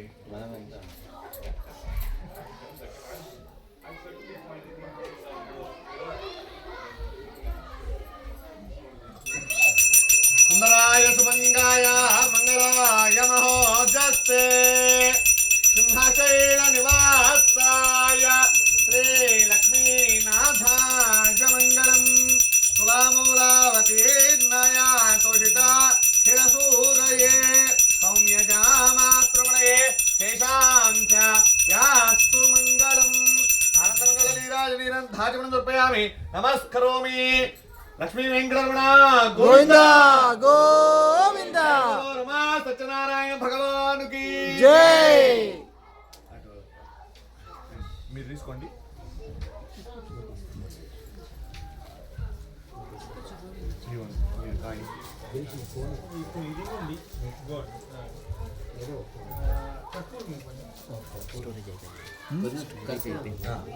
ఎందుకంటే అవసరం ఇంకా పోవటం ఇది చిన్నది, ఇంకా బ్యాటరీ అయిపోతుంది. కాయిన్స్ కానీ ఏదన్నా దక్షిణ పెట్టుకొని పట్టుకోమనండి. లాకర్ స్వామివారి దగ్గర పెట్టండి. స్వామినః రమా సత్యనారాయణ స్వామి వ్రత కథాయాం పంచమోధ్యాయ ప్రారంభ. మళ్ళీ ఆ సూతమహాముని ఇలా చెప్తూ ఉన్నాడు. ఓ మునీశ్వరుడా, ఇంకొక కథే చెప్తాను, ఆ వ్రతం గురించి శ్రద్ధగా వినండి అంటూ ఇలా చెప్తూ ఉన్నాడు. పూర్వము ఉల్కాముకుడు అనేటువంటి రాజు ప్రజలను కన్నదండ్రి వల్ల చూస్తూ రాజ్యపాలన చేయిస్తూ ఉన్నాడు.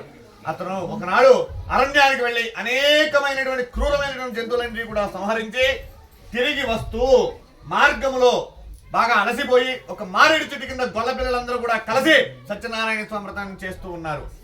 అలా వ్రతము చేసేటువంటి సమయంలో మహారాజు గారు అక్కడికి రావడం చూసి వారందరూ కూడా చాలా ఆనందించారు. ఎందుకంటే ఒక వ్రతం చేసేటప్పుడు ఒక విశేషమైన కార్యం చేసేటప్పుడు పెద్దవాళ్ళు ఎవరైతే ఉంటారో ముందుగా వారికి తీర్థ ప్రసాదాలు ఇవ్వటం, వారి యొక్క ఆశీర్వచనం తీసుకోవడం చాలా విశేషమైనటువంటిది. ఆశీర్వచన ఫలితం ఎవరైతే ఉంటారో ముందు వాళ్ళకే ఇవ్వాలి. అదే కాదు, ఈ మధ్యకాలంలో కొన్ని చూస్తున్నాం, తల్లిదండ్రుల పేర్లు తీసి పాడేస్తున్నారు. పక్కన కొత్త నామాలు చెప్పేటప్పుడు నువ్వు ఎంతటి వాడు వేరే, నీకు వాళ్ళ కొడుకు, నువ్వు తల్లిదండ్రులు అంతే. ఎప్పుడు చెప్పినా మీ తల్లిదండ్రులు ఎవరైతే ఉంటారో వాళ్ళకి చెప్పిన తర్వాతనే మనకి చెప్పుకోవాలి. అంటే ఆడవాళ్ళు వివాహం అయిన తర్వాత మీ భర్తకు సంబంధించి అత్తమామల పేర్లు చెప్పాలండి. అంతేగాని మీ ఫ్యామిలీ మీ నలుగురు మీ ముగ్గురు అని చెప్పుకోకూడదు. వాళ్ళ తర్వాతనే మీరు వంశం ఒక వివాహం చేయాలన్నా కూడా, ఒక ఏం చేయాలన్నా కూడా అటు మూడు తరాలు చేసేది. ఎందుకంటే వాళ్ళ యొక్క వంశం మంచిది, వాళ్ళ వంశంలోకి మనం వచ్చాము, వాళ్ళ వంశంలో ఉన్న పిల్లల్ని మనం మోస్తూ ఉన్నాము కనుక వాళ్ళు సుభిక్షంగా ఉండాలి, మా వారు ఉండాలి, తర్వాత నా పిల్లలు బాగుండాలని చెప్పి మీరు కూడా అనుకోవాలి. అందుకని అత్తమామలు ఉన్న వాళ్ళ యొక్క గోత్రనామాలు తప్పకుండా వాళ్ళ పేర్లు వాళ్ళు బతికి కనుక ఉంటే వాళ్ళది చెప్పిన తర్వాతనే మనం చెప్పుకోవాలి. తల్లిదండ్రులు మనం ఇచ్చేటువంటి గౌరవం కూడా అది.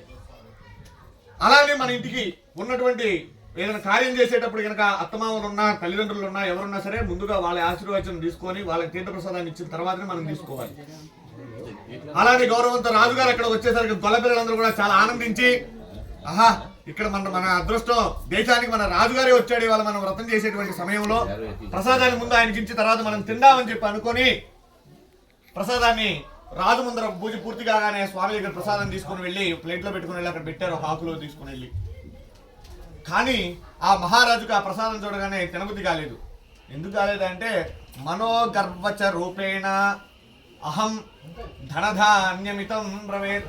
ధనం కూడా మితానికి మించి ఉంటే ఏంటండి, అవసరానికి మించి ఉంటే గర్వం పెరుగుతుంది. గర్వం పెరిగితే అహం నెత్తికొస్తుంది. నెత్తికొచ్చిందంటే ఎవరిని లెక్క చేయాలంటే ఏంట్రా అనే పరిస్థితికి వస్తుంది. స్వామి అనే దగ్గర నుంచి ఏంట్రా అనే పరిస్థితికి వచ్చేస్తుంది తెలియకుండానే. అహం అలా మనిషిని నాశనం చేయడానికి అహం ముందుగా ఉంటుంది. అహం వచ్చిందంటే మనిషి పతనానికి కారణం అయిపోయినట్టే. ఆ రాజు నేను మహారాజుని, ఈ గొల్లలు ఇచ్చారని వీళ్ళ ప్రసాదం నేను తింటానా? నేను ఎటువంటి వాడిని? పల్లెలలో వెండి పాత్రలలో పంచభక్ష పరమాణాలు బంగారు పాత్రల్లో తినేటువంటి వ్యక్తిని నేను.